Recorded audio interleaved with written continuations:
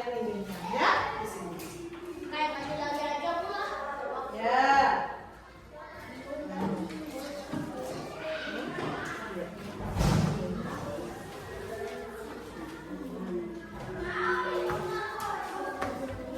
Bis. Ya, yang sudah menerima boleh langsung menulis. Ya, bukan ya, bukan yang sudah langsung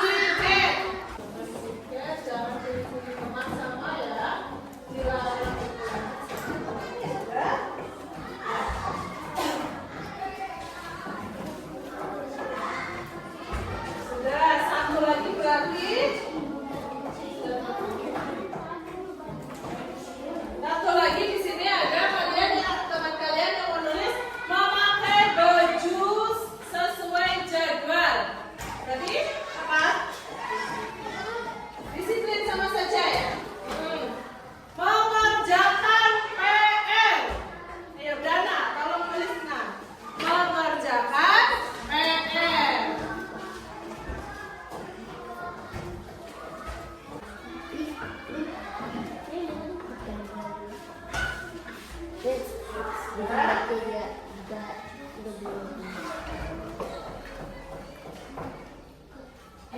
dari sekian kita sepakat ya. Guru bacakan lagi ayat di sini. Disiplin. Sepakat tidak?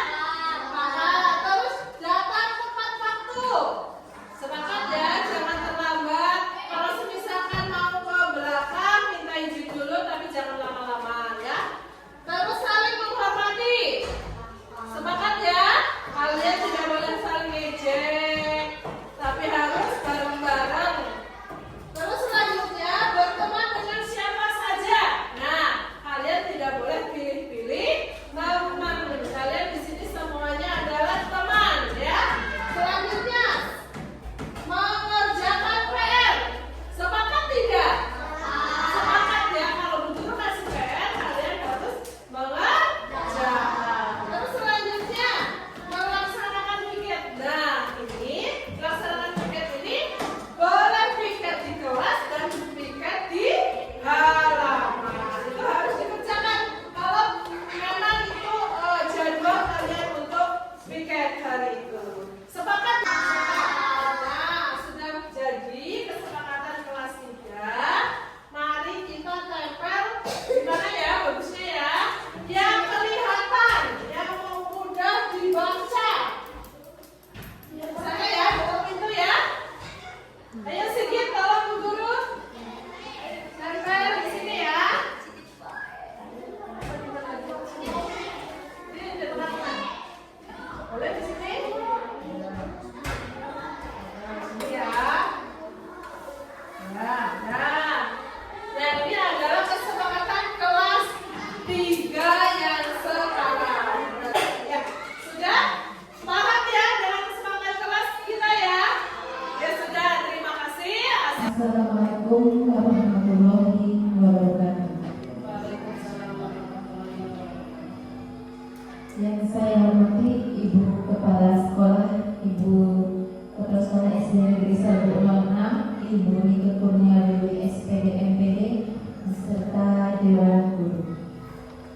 Alhamdulillahirrahmanirrahim, kita panjatkan puja serta puji kepada Allah Subhanahu wa Ta'ala beserta junjungan kita Nabi Muhammad Sallallahu Alaihi Wasallam, sehingga hari ini kita bisa berkumpul dalam acara diseminasi budaya positif yang akan dipaparkan oleh narasumber kita Ibu Nurlaila SPD sebagai calon guru penggerak angkatan 11. Baik, langsung saja kita buka acara ini dengan membaca Bismillah bersama-sama. Bismillahirrahmanirrahim. Untuk acara yang kedua yaitu sambutan dari Ibu Kepala Sekolah, Ibu Nike Kurniadewi SPD MPD. Waktu dan tempat dipersilakan. Bismillahirrahmanirrahim. Assalamualaikum warahmatullahi wabarakatuh. Yang saya hormati segenap Dewan Guru SD Negeri 106. Pertama dan yang paling utama, marilah kita senantiasa mengucapkan puji syukur kepada Allah Tuhan Yang Maha Esa yang telah melimpahkan hidayahnya sehingga pada hari ini kita dapat mengikuti kegiatan diseminasi budaya positif. Sholawat dan salam semoga senantiasa tercurah pada junjungan kita Nabi Agung Muhammad Sallallahu Alaihi Wasallam yang senantiasa kita nantikan syafaatnya di yaumil qiyamah. Bapak Ibu guru yang saya hormati, mari kita bersama-sama untuk mengikuti acara pada hari ini dengan bahagia pastinya, kemudian menggugah rasa penasaran tentang apa itu budaya positif. Pastinya budaya positif tidak hanya semacam slogan, semacam ucapan belaka, tetapi sebuah aktivitas yang sebagai pendongkrak untuk menumbuhkan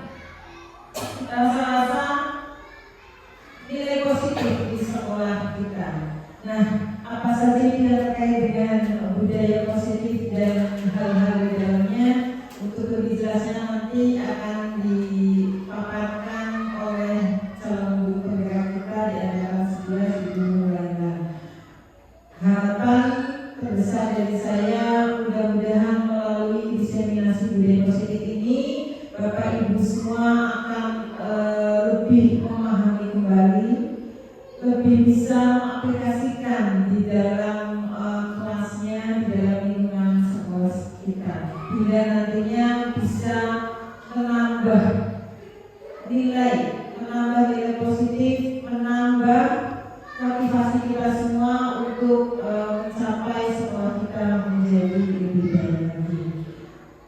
Demikian yang bisa saya sampaikan dalam sambutan hari ini.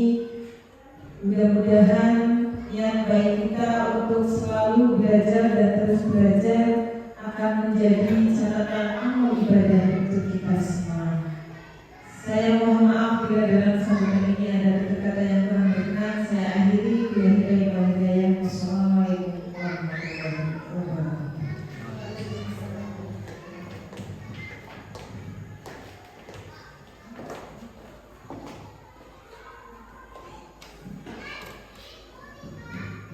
Baik, itu tadi adalah sambutan dari Ibu Kepala Sekolah. Terima kasih kepada beliau yang telah menyempatkan waktunya. Untuk yang selanjutnya adalah doa yang akan dipimpin oleh Ibu Fatmawati SPDI. Waktu dan tempat dipersilakan.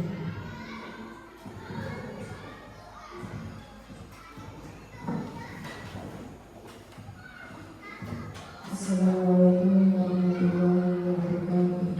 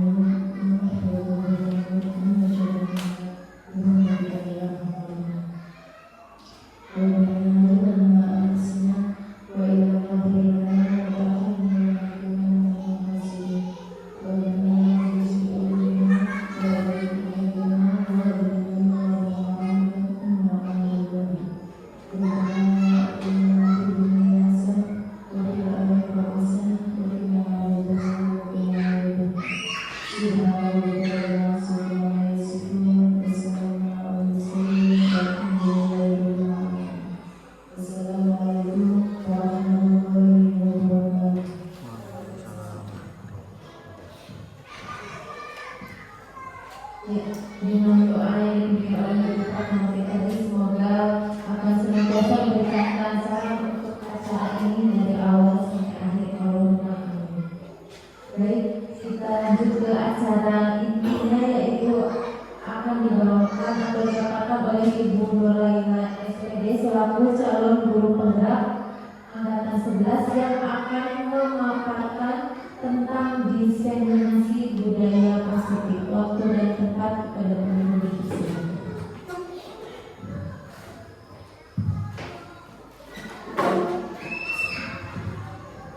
Assalamualaikum warahmatullahi wabarakatuh.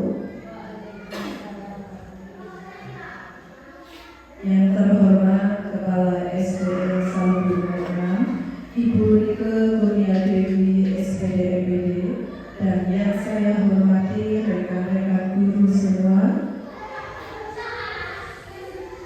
Puji syukur kita panjatkan kehadirat Allah Subhanahu wa Ta'ala yang telah memberikan rahmat dan nikmatnya sehingga kita dapat berkumpul dalam acara diseminasi budaya positif dengan sehat walafiat. Salawat dan salam senantiasa kita sanjungkan kepada junjungan Nabi kita, Nabi Muhammad Sallallahu Alaihi Wasallam, yang kita nantikan syafaatnya di yaumul qiyamah nanti. Amin ya rabbal alamin. Pertama saya ucapkan terima kasih pada Bu Rike dan rekan-rekan guru yang telah meluangkan waktunya mengikuti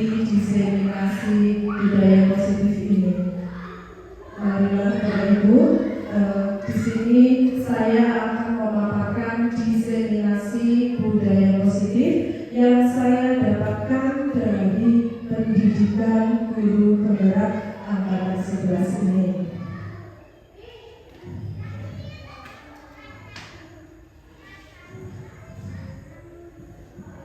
Ya, apakah Bapak Ibu setuju apabila satu, pemberian hukuman dapat mendisiplinkan siswa? Kira-kira Bapak Ibu setuju dokter? Ya, simpan dulu jawabannya. Terus yang kedua, pemberian hadiah meningkatkan prestasi siswa. Setuju kan? Anak didik kita dalam pelajaran matematika selalu mendapatkan nilai 100. Untuk mengapresiasinya, kita memberi semisalnya sebuah pena atau sebuah pulpen. Bapak Ibu setuju kan? Setuju ya. Nah, satu lagi. Yang ketiga, guru harus mampu memberikan solusi untuk setiap siswa yang bermasalah. Setuju ya? Oke. Terus pertanyaan yang keempat, guru berperan sebagai teman bagi siswa, bukan hanya sebagai pendidik saja. Baik. Jadi dari keempat pertanyaan ini, Bapak Ibu setuju semua ya? Oke. Budaya positif. Apa sih budaya positif itu? Ya, budaya positif merupakan perwujudan dari nilai-nilai atau keyakinan universal yang diterapkan di sekolah. Ya. Di sini konsep-konsep inti dari budaya positif itu ada 6, Bapak Ibu. Yang pertama, disiplin positif. Yang selanjutnya, motivasi perilaku manusia. Terus, keyakinan kelas atau sekolah. Yang keempat, kebutuhan dasar manusia. Yang keenam, posisi kontrol seorang guru. Selanjutnya yaitu yang tadi adalah segitiga restitusi. Ya, dari ke-6 poin ini, sini kita akan belajar bareng ya, mengupas satu persatu.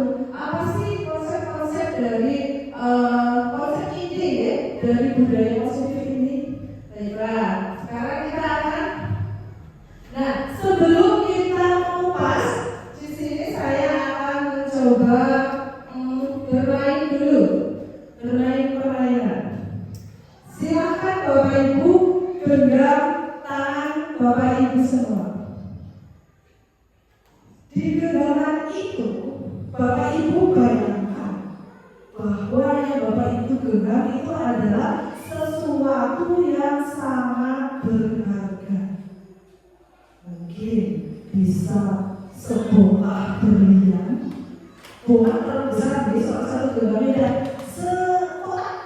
sekotak berlian, atau uang yang 100 juta mungkin, atau bahkan 1 miliar. Bayangkan gitu Bapak Ibu. Nah, pokoknya itu atau sebuah sekarang karena sudah zamannya milenial, apa-apa dengan ATM, dengan 10 ATM yang masing-masing ATM berisi ratusan juta misalkan. Dan dalam pikiran Bapak Ibu itu perlu digenggam sebaik mungkin, sekuat mungkin agar genggaman ini tidak lepas. Tapi dalam perjalanan Bapak Ibu menggenggam ini ternyata ada senggolan. Pak, Bu, buka aja itu, saya minta dong. Pak, Bu, kalau itu misalnya kurang, saya minta dong. Pak, Bu, minta itu. Pak, izinkan dong, nih saya juga punya dengan yang berharga ini. Mau nggak Pak? Bahkan ada yang, buat apa sih kamu genggam itu nggak berharga loh, udah buang aja. Maka ada yang seperti itu. Ada yang menawarkan komputer. Nah, itu ibaratkan adalah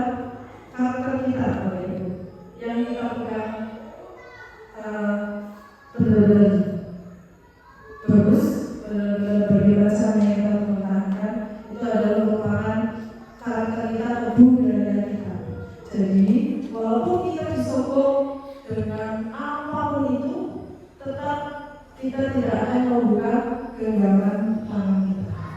Itulah gambaran sedikit tentang budaya positif itu. Artinya bahwa budaya positif itu harus dipegang teguh di Korea.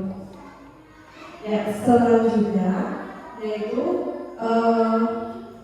pergeseran paradigma teori kontrol. Ini berdasarkan menurut Dr. William Glasser bahwa ilusi guru mengontrol murid. Terus ilusi bahwa semua penguatan positif, efektif dan bermanfaat. Selanjutnya, ilusi bahwa kritik dan membuat orang merasa bersalah dapat mengeluarkan karakter. Yang terakhir, ilusi bahwa orang dewasa memiliki hak untuk memaksa. Menurut Bapak Ibu, dari keempat ilusi tersebut, apakah betul? Ilusi guru mengontrol murid, kira-kira betul?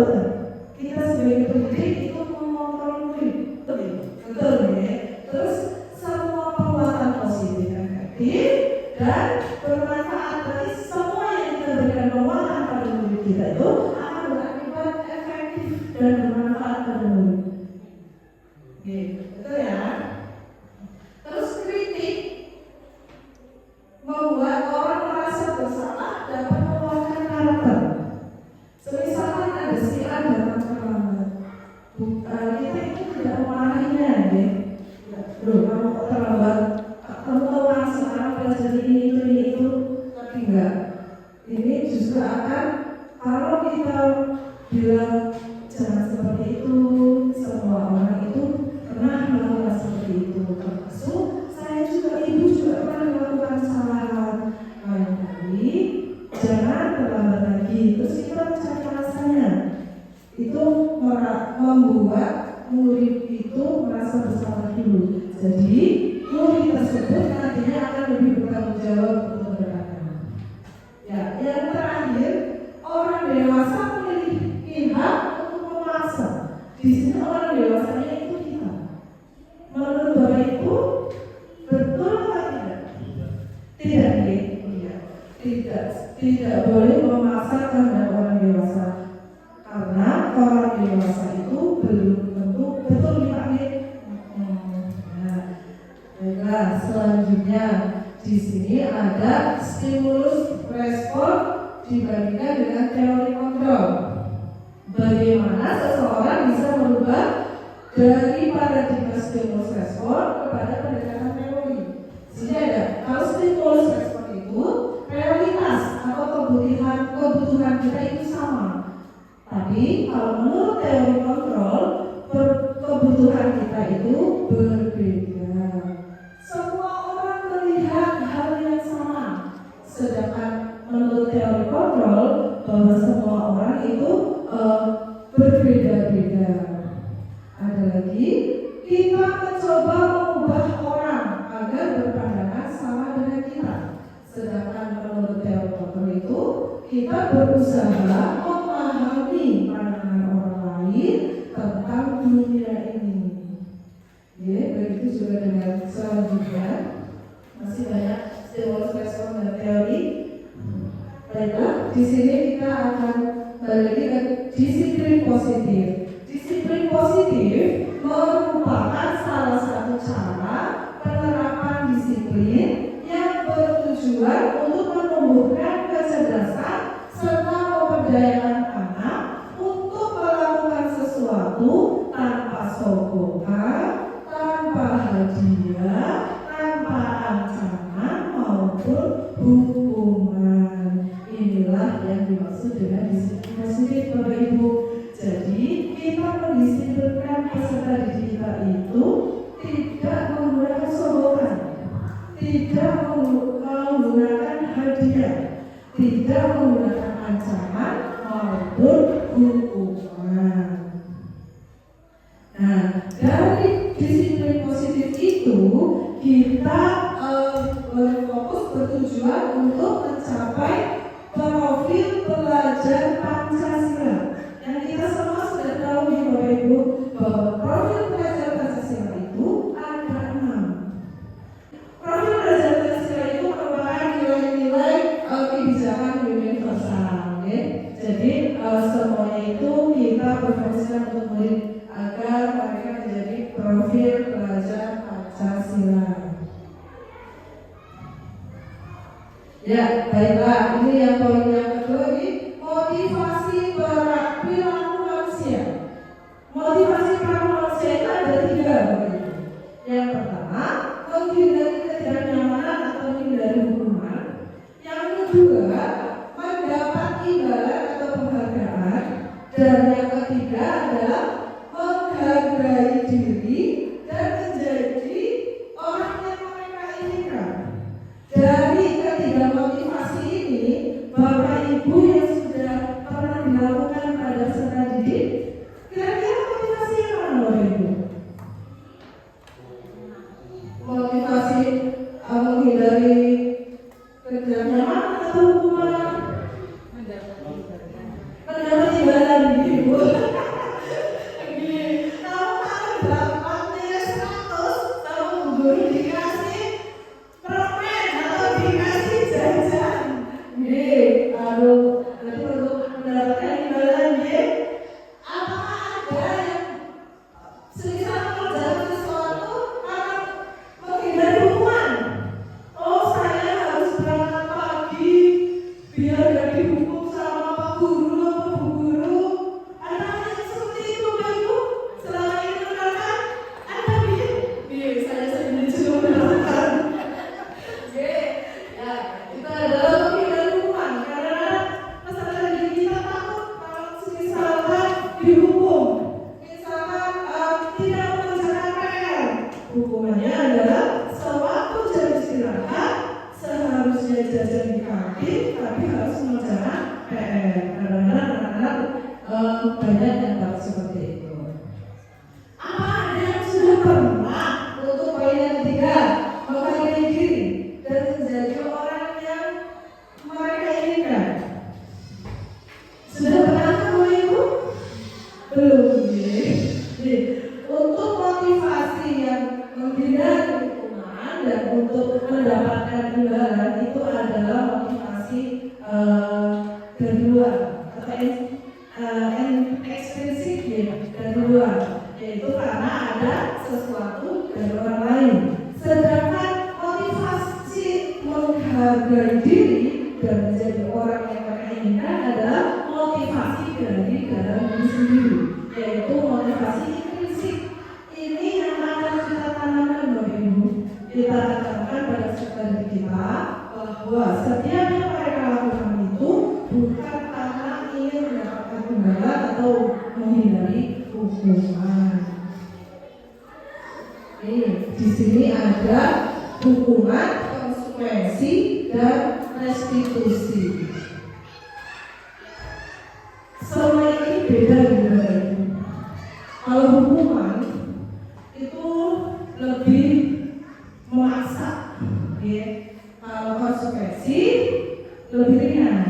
Nah, kalau restitusi itu akan lebih mudah lagi.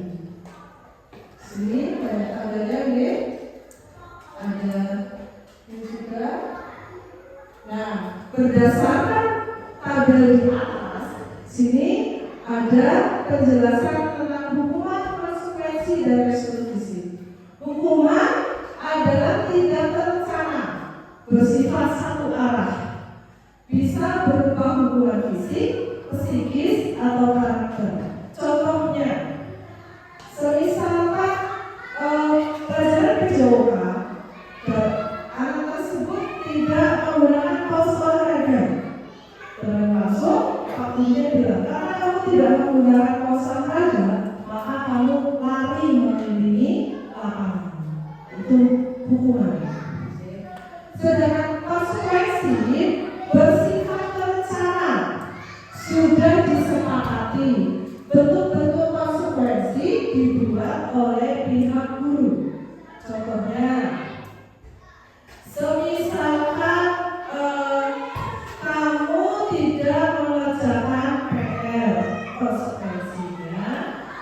jam pelajaran nanti akan mengerjakan. Jadi kamu akan rugi, tidak akan pergi jajan bersama teman-teman.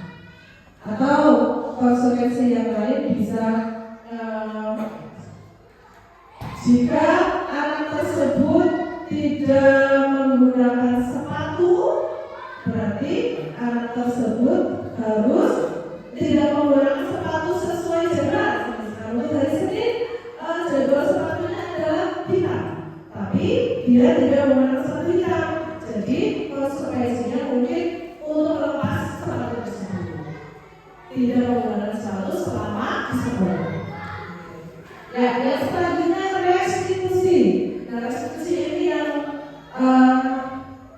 enak Bapak Ibu, yang akan kita terapkan pada studi kita, yaitu proses menciptakan kondisi bagi murid untuk memperbaiki kesalahan mereka, sehingga mereka bisa kembali pada kelompok mereka dengan karakter yang lebih kuat. Ini menurut Lesson 2004. Ini artinya kita itu tidak langsung menghukum pada si anak. Contohnya, misalkan anak tersebut dapat terlambat, kita tanya dulu kenapa datang terlambat, terus kita mencari alasannya kenapa dia itu datang terlambat. Setelah itu mencari solusi bareng-bareng. Ya, itu adalah restitusi. Nanti di bagian restitusi saya jelaskan lagi. Nah, Bapak Ibu, misalnya ini ada sebuah kejadian atau ada kejadian deh, mencatat 100 kali di dalam buku, saya tidak akan terlambat lagi karena terlambat ke sekolah itu sangat merugikan. Itu merupakan konsekuensi apa hukuman? Mencatat 100 kali di dalam buku dengan kalimat saya tidak akan terlambat lagi karena terlambat ke sekolah merugikan. Sudah ya? Hukuman nih. Hukuman mencatat 100 kali di dalam buku. Mencatat. Lagi kalau hukuman itu tidak berencana, sifat satu arah dan bisa hukuman fisik, psikis atau kata-kata kasar. Itu hanya menulis di buku dengan kalimat bahwa saya tidak akan terlambat lagi. Konsekuensi hukuman. Bisa hubungan, bisa konsekuensi tergantung perintahnya. Ketika perintah memerintahkan langsung itu masuk hukuman, tapi kalau sebelumnya ada kesepakatan antara guru dan wali dan siswa itu masuk konsekuensi. Ya, betul sekali Bapak Ibu. Tapi di sini akan cenderung sebagai konsekuensi karena ini dia kan karena datang terlambat, dia sudah tahu kalau datang terlambat itu nanti ada hukuman, ada konsekuensinya. Jadi kalau hanya menulis di buku itu merupakan konsekuensi saja. Yes. Nah, yang selanjutnya lari mengelilingi lapangan basket 2 kali karena terlambat dari sekolah. Berlari.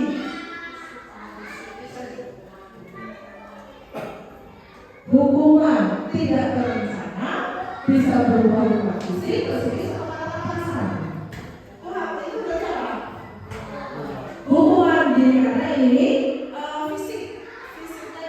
Dia harus berlari mengelilingi lapangan sebanyak 2 kali. Betul sekali Bapak Ibu. Hukuman terus yang kedua, membersihkan coretan yang dibuatnya di meja tulis. Sekali banyak sekali anak-anak yang coret-coret mejanya.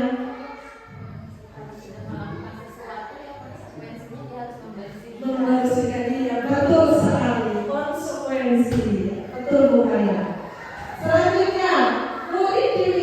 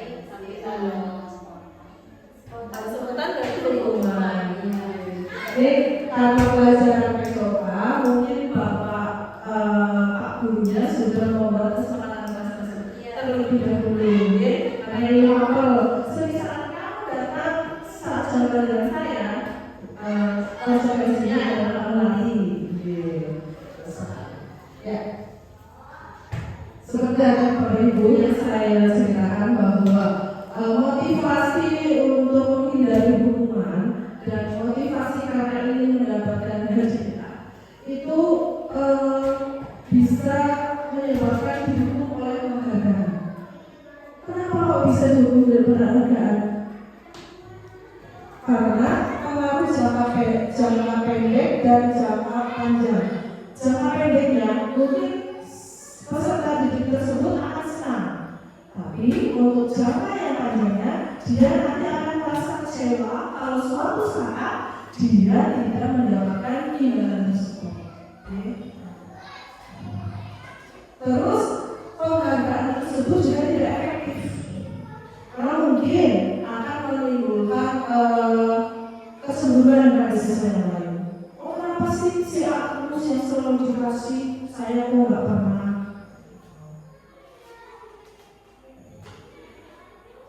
Penghargaan juga merusak hubungan. Nah itu tadi akan timbul iri, yang tadinya terbaik karena si A selalu mendapatkan nilai 100 sama bukunya terus selalu dikasih hadiah, si B menjadi iri.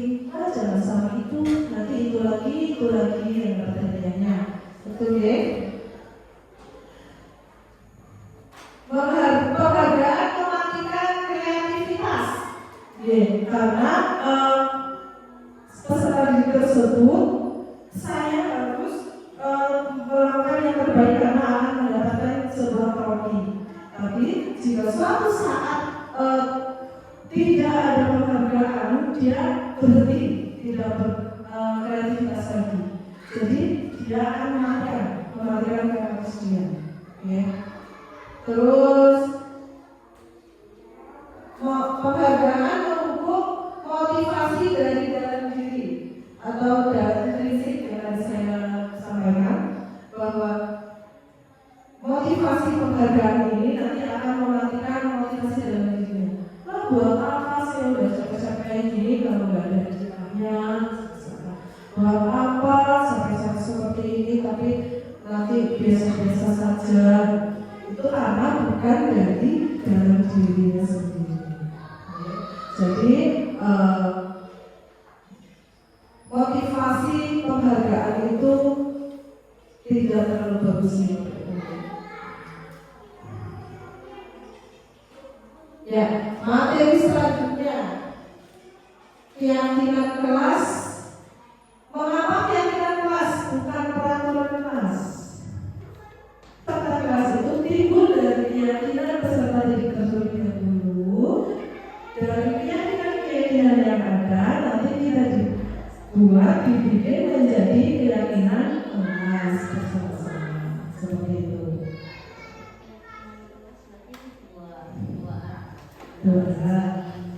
Tapi kalau peraturan sebenarnya satu ini ya, misalnya kalau kelas ya wali kelasnya yang membuat. Betul sekali Bu Eni, jawabannya bagusnya ya, bahwa keyakinan kelas itu dibuat antara guru dan murid. Kita sama-sama meyakini peraturan keyakinan tersebut. Sedangkan peraturan itu dibuat satu arah hanya dari gurunya sendiri. Nah, di sini ada ilustrasi lagi.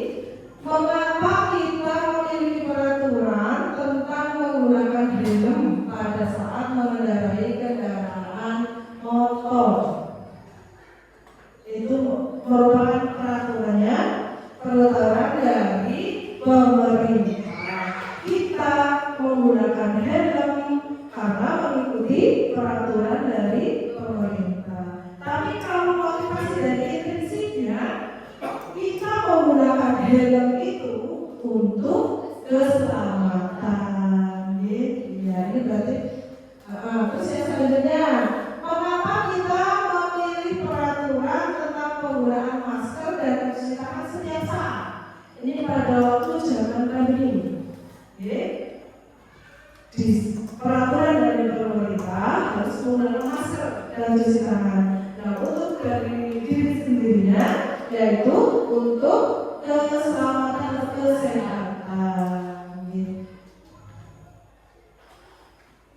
Nah, ini yang tadi Bu Eni diceritakan itu Betul ya Bapak Ibu ya, bahwa keyakinan kelas dibuat berdasarkan kesepakatan antara guru dan siswa yang bersifat universal. Sedangkan peraturan biasanya dibuat oleh guru dan bersifat hanya satu arah. Ya, di sini ada prosedur pembuatan keyakinan sekolah Bapak Ibu. Mudah-mudahan setelah yang ini kita bisa menerapkan pembuatan keyakinan kelas di masing-masing kelas ya. Yang pertama yaitu mempersiapkan peserta didik untuk mencurahkan ide tentang peraturan yang akan disepakati.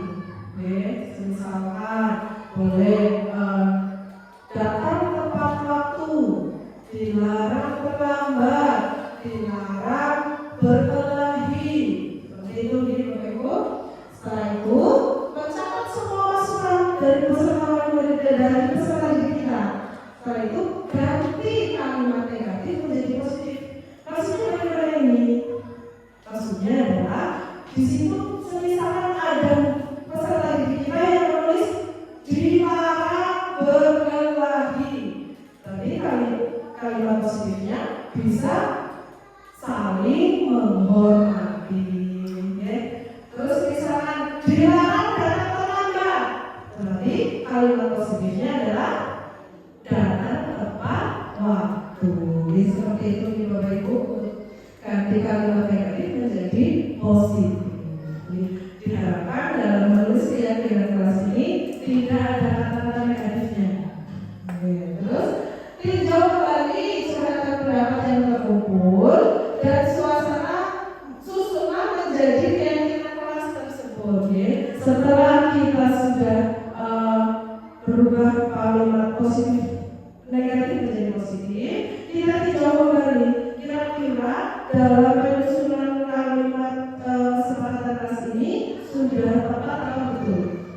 Terus dalam penyusunan kalimat kesepakatan kelas ini tidak boleh terlalu panjang nih Bapak Ibu. Cukup 2 atau 3 kata saja cukup agar mudah dipahami oleh peserta didik kita. Nah, setelah itu tinjau ulang keyakinan kelas yang sudah tersusun. Setelah itu baru diterangkan. Terus yang selanjutnya meninjau dan menyetujui dengan penandatangannya. Di sini untuk menarik peserta didik agar lebih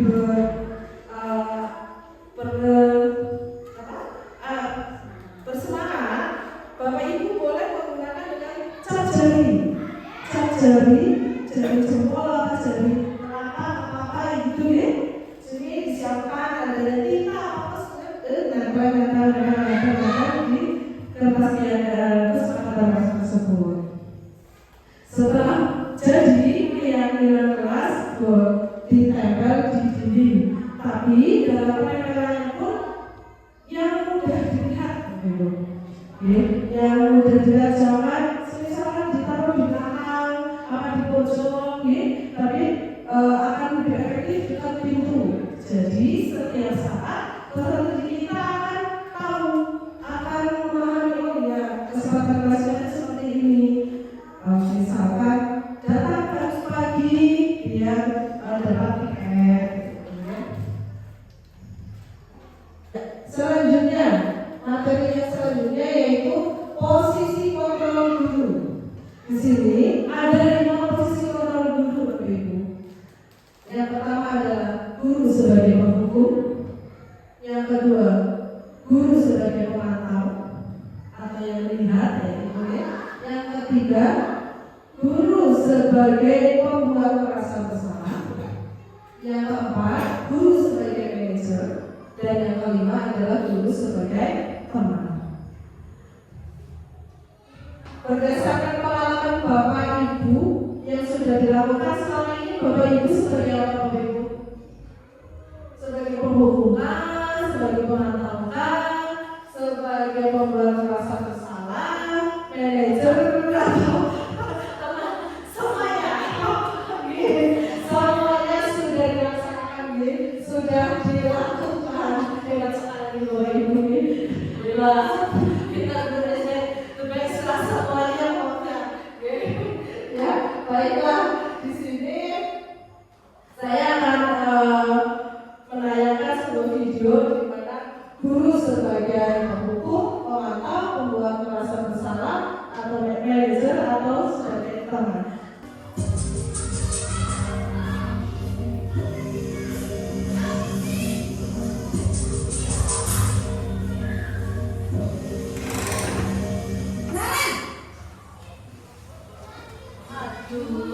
Naren lagi. Naren, apa peraturan sekolah kita tentang jam berapa kita harus masuk sekolah, Nak? Kita harus di sekolah jam 7, Bu. Iya betul, sekarang sudah jam 7.20. Naren sudah tahu konsekuensinya jika terlambat hadir. Paham, Bu? Saya harus tinggal kelas pas jam istirahat selama 20 menit. Iya benar, konsekuensinya demikian. Jadi nanti jam 9.30 pas istirahat, kamu harus tinggal di kelas, kerjakan tugas tambahan untuk ketertinggalan kamu, ya? Baik, Bu. Video tadi adalah posisi guru sebagai pemantau, Bapak Ibu. Jadi tidak memarahi, hanya mengingatkan apa yang harus dikerjakan oleh peserta didik tersebut. Ya, selanjutnya. Baik, Bu. Selamat pagi, Naren. Maaf, Bu. Saya terlambat. Iya, sekolah masuknya jam 7, sekarang sudah jam 7.20. Jadi sekarang bagaimana ini, Naren? Maaf, Bu. Saya lupa alarm saya semalam. Baiklah, menurut kamu, keyakinan sekolah yang mana yang perlu kamu tingkatkan? Menghargai diri sendiri dan orang lain mungkin, ya, Bu. Setuju. Jadi, apakah Naren meyakini prinsip saling menghormati tersebut? Iya, Bu. Saya meyakininya. Apakah Naren bersedia memperbaiki masalah keterlambatan ini? Bersedia, Bu. Bagaimana kamu akan perbaiki masalah keterlambatan ini? Saya akan coba untuk tidak lupa menyetel alarm saya, Bu. Baik, kalau kamu udah ada alarm di rumah, ada orang yang kira-kira bisa bantu mengingatkan tidak? Ada, Bu. Kakak saya, Kak Emma. Ada lagi selain Kak Emma? Selain Kak Emma, ada ibu saya. Baik, jadi yang mengingatkan Naren adalah Kak Emma dan ibu kamu, ya? Kira-kira akan mulai set alarm kapan nih, Naren? Setelah pulang sekolah, akan segera saya lakukan. Baik, jadi Naren akan setel alarm untuk bangun besok pagi dan akan diingatkan oleh kakak dan ibunda Naren, ya? Ada lagi yang mungkin perlu dilakukan, Naren? Agar tidak terlambat bangun lagi. Tidak ada, Bu. Baik, Naren. Terima kasih untuk kerjasama kamu. Sekarang kamu perlu kembali ke kelas untuk belajar. Baik, Bu. Terima kasih. Itu adalah posisi manajernya, Bapak Ibu.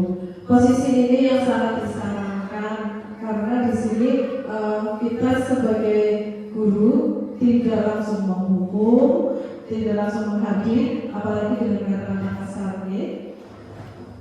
Ya, baiklah. Tadi adalah beberapa video posisi kontrol guru ada yang sebagai penghukum, pemantau, pembuat merasa bersalah, manajer, dan teman.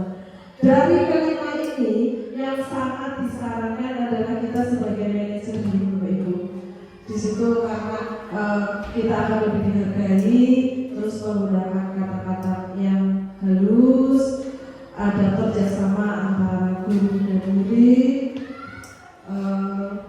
Bukan sebagai penghukum. Kalau penghukum mungkin siswa di situ akan patuh pada saat itu, tapi entah besok atau besok lagi dia akan mengulangi lagi. Ya. Posisi yang paling tepat adalah sebagai manajer. Di sini penghukum yaitu menghadir, menunjuk-nunjuk, berkaca pinggang atau membentak. Itu adalah kata-kata yang dalam guru sebagai posisi penghukum. Dampaknya anak menjadi pendendam, tidak menyukai guru atau guru mapel tersebut. Ya. Kalau sebagai pemantau, nada bicara dan ekspresi datang. Terus identitas berhasil. Pemantau tetap membantu saat murid diberi sanksi. tidak dicurang Ibu. Dampaknya pada murid yaitu menghitung hadiah atau hukuman yang diberi tanpa melihat nilai kebijakan. Ini yang tadi pemantau. Terus tidak sepenuhnya mandiri. Selanjutnya yang berbuat merasa bersalah, suara lembut namun menyalahkan siswa. Guru menyatakan kesalahan pada murid dan guru menderita. Tadi ini contohnya, nanti ibu dimarahi sama kepala sekolah.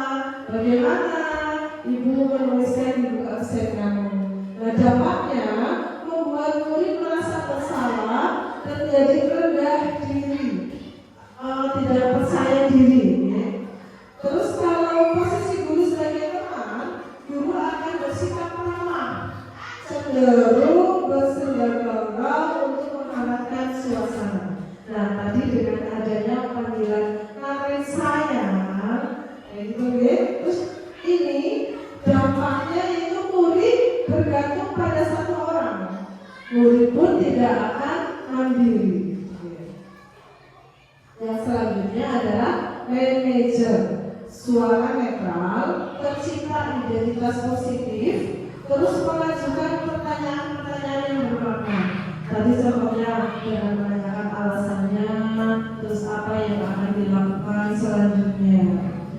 Dampaknya kalau guru dalam posisi kontrol ini, murid akan menjadi mandiri dan murid pun akan percaya bisa memecahkan masalahnya sendiri. Jadi tidak tergantung pada gurunya. Ya, itulah posisi kontrol guru. Selanjutnya yaitu kebutuhan dasar manusia. Kebutuhan dasar manusia itu ada 5. Yang pertama, bertahan hidup. Ya. Yang kedua, membutuhkan kasih sayang. Yang ketiga, dibutuhkan diterima. Yang keempat, penguasaan kebebasan. Nah, yang terakhir adalah kesenangan. Itu merupakan kebutuhan dasar manusia. Nih ada pertanyaan pemantik lagi. Jika aku senang main kejar-kejaran dengan ibu guru karena seru, ini merupakan kebutuhan manusia yang mana? Bertahan hidup, kasih sayang, diterima, kebebasan atau semangat. Aku senang main kejar-kejaran dengan ibu guru karena seru. Kesenangan, betul sekali Pak Derajat. Dari kata-katanya aja sudah ada senang. Jadi berarti ini adalah kebutuhan manusia berdasarkan kesenangan. Selanjutnya, ibu kejar aku karena ibu guru sayang aku. Ini kebutuhan dasar manusia, kasih sayang. Ya. Itu dari kalimatnya aja sudah ada ya, karena ibu guru sayang sama aku. Selanjutnya, aku hebat kan, bisa bikin ibu guru kejar aku. Aku hebat kan, bisa bikin ibu guru kejar aku. Itu merupakan kebutuhan dasar manusia. Yang bertahan hidup, kasih sayang, diterima, kebebasan atau kesenangan. Diterima, ya karena dia menginginkan diterima bahwa dirinya itu hebat, jadi ingin diterima oleh gurunya. Terus yang keempat, aku bosan belajar mewarnai terus di dalam kelas. Berarti bosan, kesenangan, kebebasan, diterima, kasih sayang, bertahan hidup. Aku bosan belajar mewarnai, berarti membutuhkan kebebasan. Aku ingin bebas, aku nggak mau mewarnai terus gitu. Dia merasa bosan, dia nggak mau, jadi dia ingin bebas. Jadi penguasaan kebebasan. Itulah. Kalau semisalnya aku butuh makan minimal 2 kali sehari, itu untuk bertahan hidup ya. Kalau kita bekerja, bertahan hidup, sudah jelas.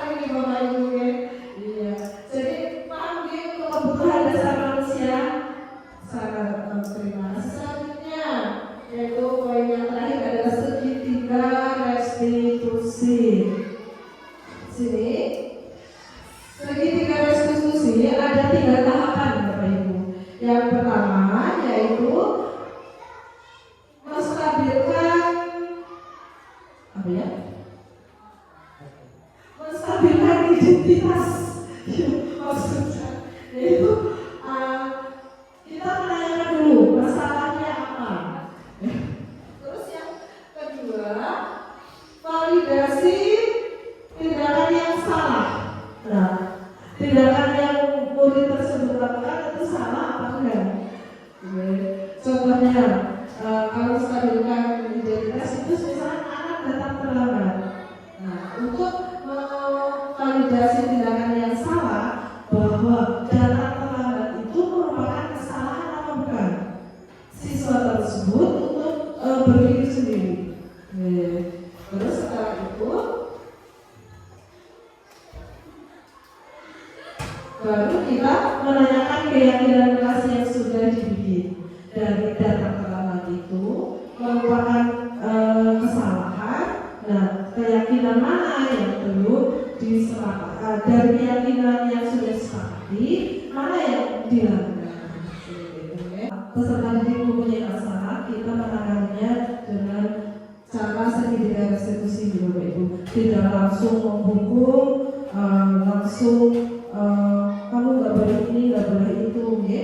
Alhamdulillah ternyata pemaparan tentang budaya positif ini sudah berakhir. Semoga apa yang saya sampaikan bisa ada manfaatnya buat Bapak Ibu dan bisa menerapkan budaya positif ini pada sekolah kita, ya. Cukup sekian dari saya. Terima kasih. Assalamualaikum warahmatullahi wabarakatuh.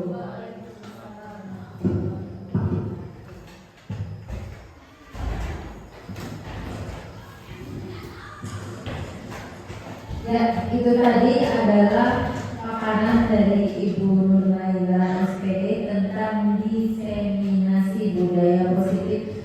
Untuk selanjutnya itu adalah acara lain-lain yang akan kita isi dengan sesi tanya jawab. Assalamualaikum warahmatullahi wabarakatuh. Waalaikumsalam warahmatullahi wabarakatuh. Terima kasih atas kesempatannya. Di sini tadi ada pembahasan keyakinan kelas atau kelas dengan area seperti itu. Untuk kelas tinggi mungkin sudah ya. Menurut saya gitu. Menurut saya sudah anak sudah agak lebih mengalami sudah itu. Tapi yang saya tanyakan ya Bu Nurnaila, bagaimana kalau pembuatan keyakinan atau kesepakatan itu di kelas 1 atau kelas 2? Ini saja. Terima kasih. Ya, terima kasih Bu Edi. Pertanyaannya sangat menarik. Pembuatan kesepakatan kelas atau keyakinan kelas. Mungkin kalau di kelas 3, 4, 5, 6 sudah mudah karena mereka sudah mengenal huruf, sudah bisa membaca, sudah bisa mencurahkan pemikiran mereka. Apa sih yang harus aku tulis keyakinan kelas 1? Nah, bagaimana kalau kelas 1 dan kelas 2? Caranya itu bagaimana? Baiklah, di sini ini kita bisa menampilkan dengan gambar-gambar. Misalkan dengan nanti bisa menampilkan gambar. Contohnya, yang satu membuang sampah pada tong sampah pada tempatnya, yang satu lagi membuang sampah sembarangan. Nah, anak-anak nanti akan memilih membuang sampah bagusnya di tong sampah apa di sembarangan. Nah, nanti anak-anak juga akan berpikir kan, ini sih masa buang sampah kok sembarangan. Oh gitu, bagusnya buang sampah di tempat sampah. Tuh, ya.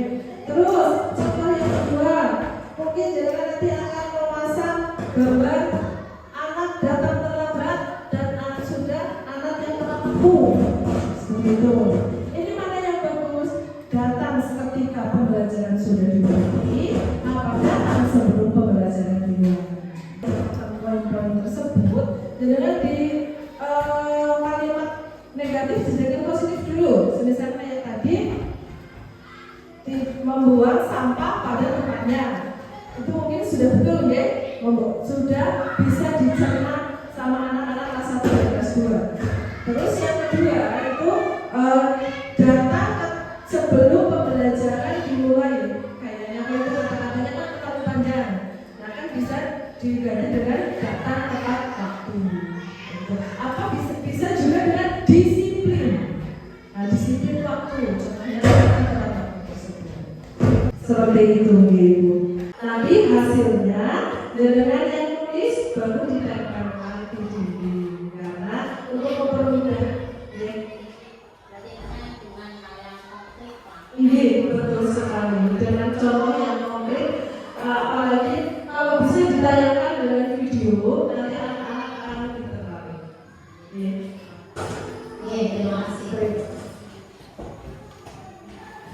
Ya, sudah cukup Ibu ini, sudah cukup jelas dengan keyakinan kelasnya. Iya, terima kasih. Kita sampai di penghujung acara. Baik, kita tutup acara ini dengan membaca hamdalah bersama-sama. Alhamdulillahirabbil alamin. Wassalamualaikum warahmatullahi wabarakatuh. Assalamualaikum warahmatullahi wabarakatuh. Perkenalkan, nama saya Trazan Zulfikar, Wali kelas 6 SD Negeri 1006.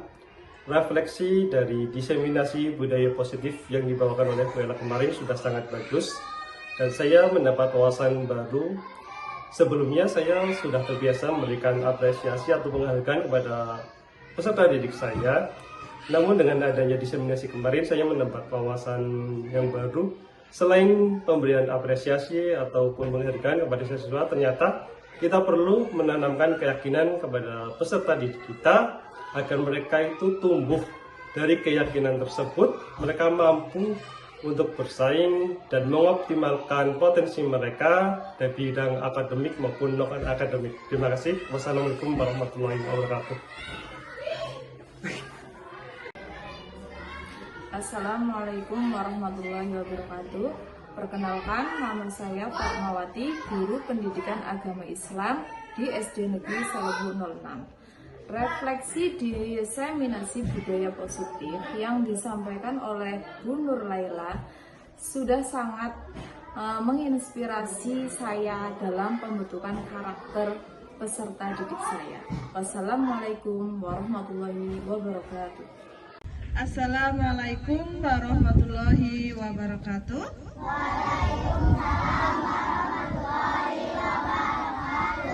Selamat pagi semua anak-anak Bu Guru.